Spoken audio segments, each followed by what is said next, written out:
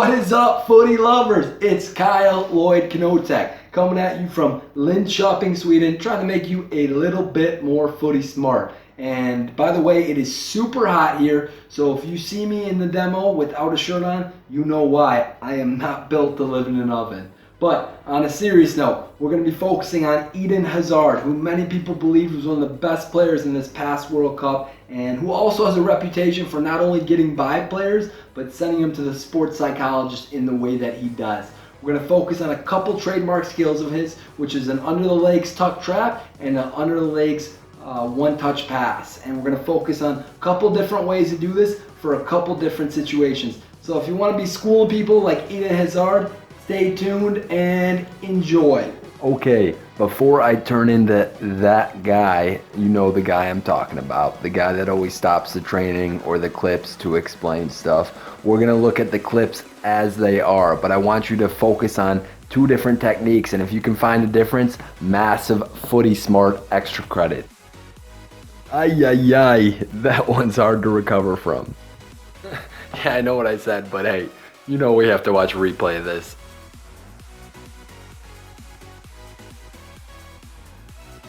Hazard does get the better of this guy too, but on the plus side, he does keep his feet. On the other hand, his teammate gets magged. And we'll look at one-touch passes using this technique as well. And you would imagine the defenders are pretty stoked that he passes the ball, but they also probably have no idea what's going on. And yeah, I know Hazard doesn't play for Barcelona. This last one isn't him, but it's a very good example of one of these techniques. So, deal with it. Alright, time to be that guy that everyone hates, but lucky for you, I can be hated. Alright, so the first thing I want to break down in this clip is the direction the ball is played to him and where his body shape is facing, which is important because it allows us to know which technique will work. And because I'm a G with the video skills, we'll look at the plant foot because that often shows where our body is facing.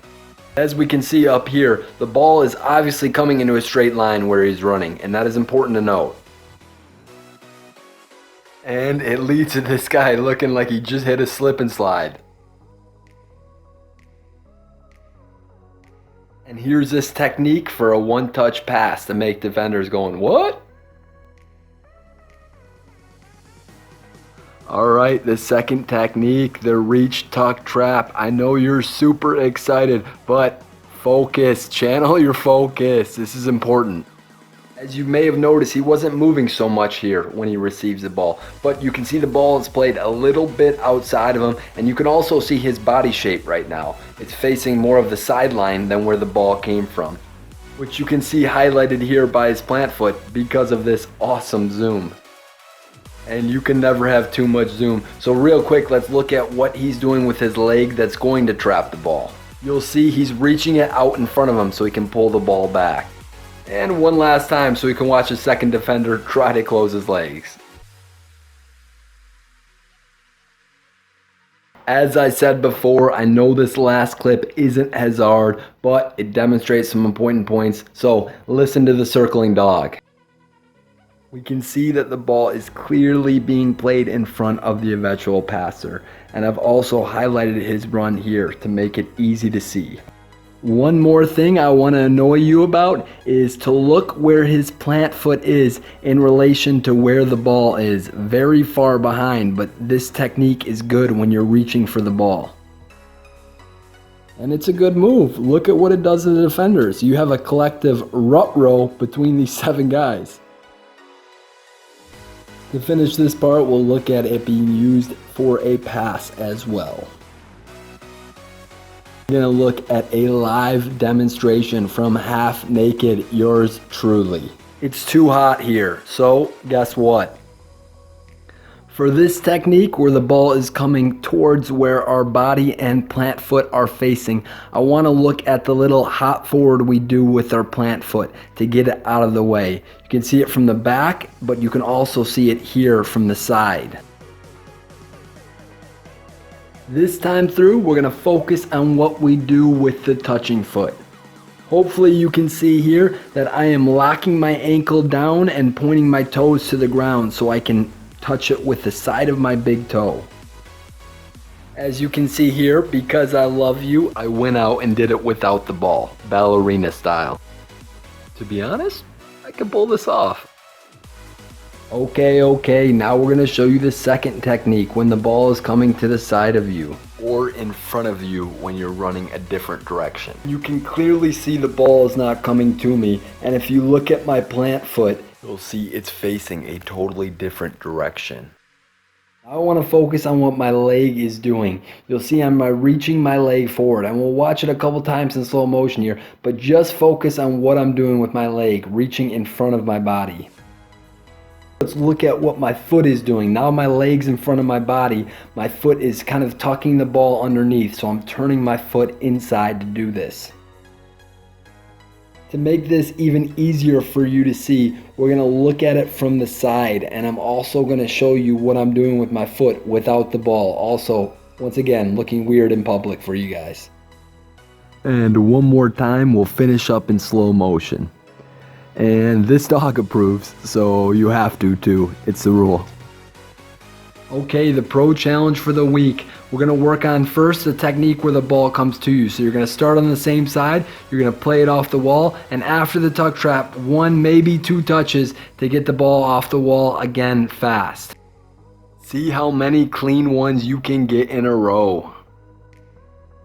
Okay, part 2 of the pro challenge. Same setup, but now you start on one side. You play the ball on an angle off the wall so you can receive it on the other side. Now you're running into it. But you're going to have to do a pullback move, a pullback tuck. You can work on a dribbling move as well to get it back on your so you can work on the other foot as well. See how many of these you can do clean in a row.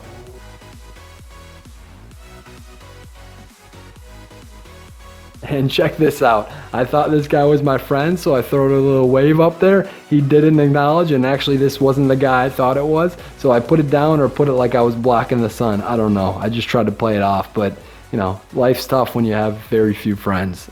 And we're back. I hope you all enjoyed this skill, and I want you to know that if you put in enough work, you might be able to do this one day too.